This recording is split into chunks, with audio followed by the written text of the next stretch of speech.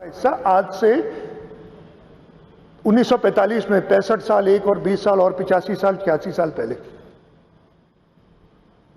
55 साल एक और 75 74 साल पहले ये हिस्सा उन्होंने बनाया। ये एग्रीमेंट इस पे अभी तक लिखा है ड्राफ्ट एग्रीमेंट। ड्राफ्ट इसलिए रह गया कि इसके साथ कुछ काम करने थे, टेक्निकल वर्क्स करने थे जो कि नहीं उनकी फंडिंग की एग्रीमेंट नहीं हुई, इस वजह से ये ड्राफ्ट ही रह गया। But technically this was the document, this was being followed.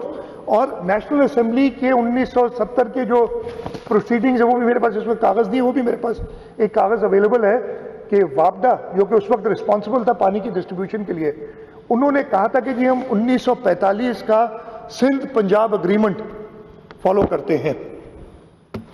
और मैंने आपको बता दी कि इसमें 48.33 MAF पंजाब का शेयर था और 46.04 MAF सिंध का शेयर था, जो कि 1945 की एग्रीमेंट में था। 45 की ये बात है, 47 में हमारा मुल्क आज़ाद हुआ। उस वक्त भी वो जो रैडक्लिफ कमीशन था उसमें एक आर्बिट्रेशन कमीशन भी बना था। उन्होंने कहा, if I remember the words correctly, इसलिए कि हुआ क्या था कि खासतौर पे जो ईस्टर्न रिवर्स थे हमारे, ब्यास, सतलज और रावी, उनके और इवन जो झेलम के हेडवर्क्स थे, ये इंडियन, जब बॉर्डर लाइन बनी तो इंडियन साइड पे आ गए हेडवर्क्स। तो आर्बिट्रेशन कमीशन ने बहुत साफ लफ्जों में एक सेंटेंस कुछ इस टाइप का था, एग्जैक्ट वर्ड्स मुझे याद नहीं, कि we hope that the demarcation of boundaries will not affect the supply of water. Unfortunately, 1 अप्रैल 1948, और ये मसला ही अप्रैल मई में शुरू होता है, हम सबको पता है, 1948 हिंदुस्तान ने जो सेंट्रल बारी दोब कनाल था, दीपालपुर कनाल थे, जिनके हेडवर्क्स इंडियन साइड पे थे, वो बंद कर दिए। हुकूमत पाकिस्तान ने उस वक्त पैसे भी दिए थे हिंदुस्तान को पानी लेने के लिए, इसलिए कि हमारी जमीनें सूख रही थी। फिर ये निगोशिएशन शुरू हुई और इंडस वाटर ट्रीटी फाइनली 1960 में बनी।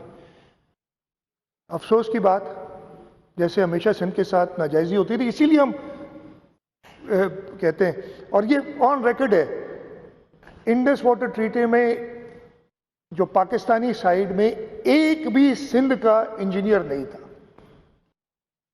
लोअर राइपेरियन हम हो गए पहले, अब हिंदुस्तान अपर राइपेरियन होगा, पाकिस्तान लोअर राइपेरियन होगा, इन 3 रिवर्स का खास तौर पे। इवन इंडस के कुछ हेडवर्क्स या इंडस उधर ही से गुजर के आता है।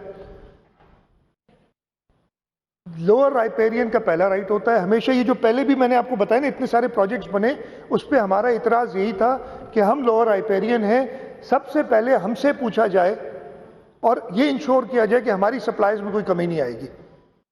उन्होंने नहीं मानी बात, और ये जो पुराने जो अंग्रेज के ज़माने में वो बनते गए सारे, वो एंडरसन कमीशन और रॉ कमीशन वगैरह बनी।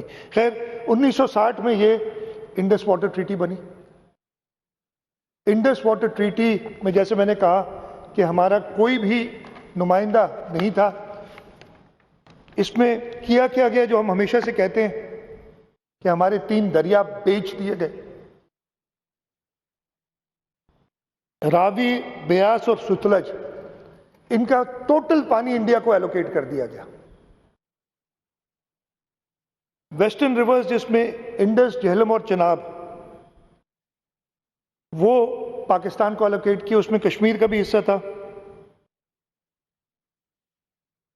फिर बेचने का मकसद था कि फिर पैसे लिए गए कि जी रिप्लेसमेंट वर्क्स जो ईस्टर्न कनाल्स गए हैं उनके लिए हमें लिंक्स बनाने पड़ेंगे।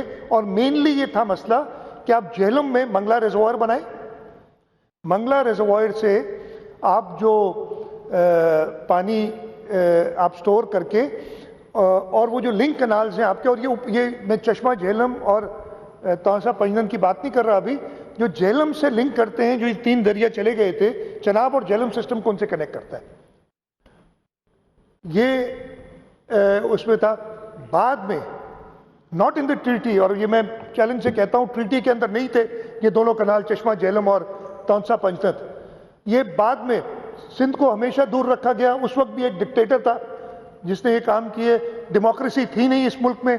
डेमोक्रेसी होती तो ये नहीं होता। जैसे हम सबकी आवाज है आज, ये आवाज किसी की नहीं थी। और ये एक साइड एग्रीमेंट, फंड एग्रीमेंट की गई वर्ल्ड बैंक से, और ये 2 कैनाल्स भी कंस्ट्रक्ट किए गए। जी तरबेला डैम, नहीं तो तरबेला बना था कि हमें जो पानी, इसलिए मैंने क्या शुरू में बताया था कि ये 5 पंजाब के रिवर्स और इंडस हमारा, इन सब का पानी सिंध में आता था।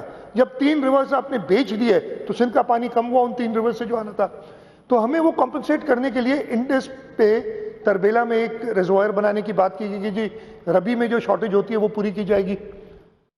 और उस पे फिर ये 2 कनाल्स, और ये कनाल्स नहीं है, ये दरिया है।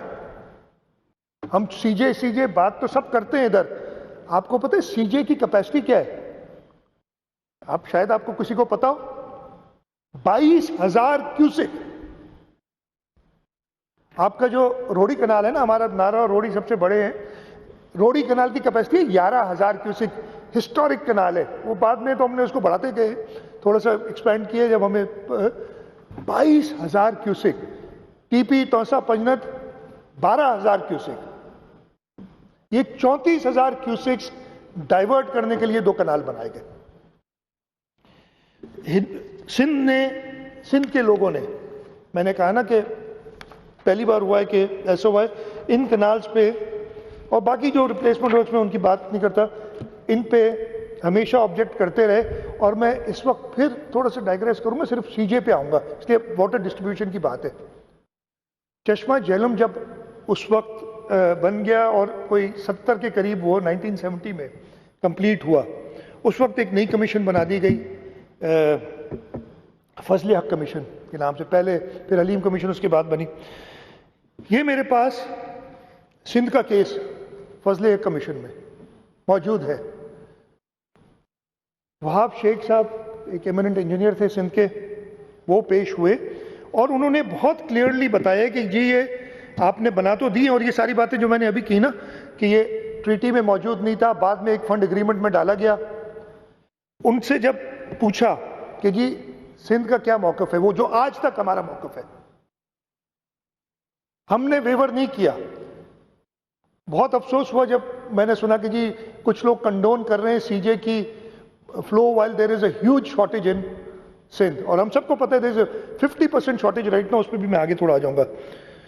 तो चेयरमैन साहब जो हैं इसमें फजले हक साहब, जस्ट फजले हक, वो पूछते हैं वहाब शेख साहब से कि how much water should be given to CJ, ये वो कह रहे हैं, और एनटीपी। तो उन्होंने कहा sir I have already said that surplus water not required on the Indus बराजेस। उस वक्त इंडस की हमारी 3 बराजेस थी, गुड्डू, सखर और कोटड़ी। कोटड़ी भी बन गई थी 55 में, और गुड्डू उसके बाद बनी।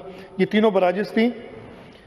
तो मैं फिर not required on the Indus बराजेस over and above the German requirements, and if Trimmu, Panjanat and Islam are not able to meet requirements from Jhelum, yani there is a surplus in the Sindh barrage on the Indus and there is a shortage in Jhelum. अगर उधर shortage नहीं है तब भी नहीं